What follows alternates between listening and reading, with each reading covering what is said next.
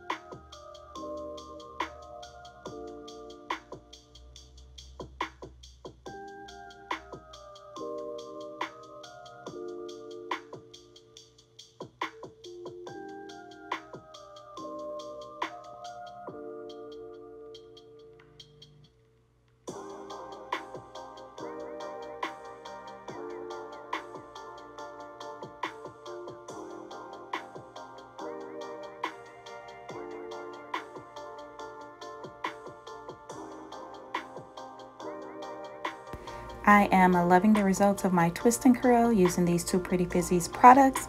I hope that you have enjoyed this video. Please do not forget to subscribe, like, comment, and share, and I will see you in the next video.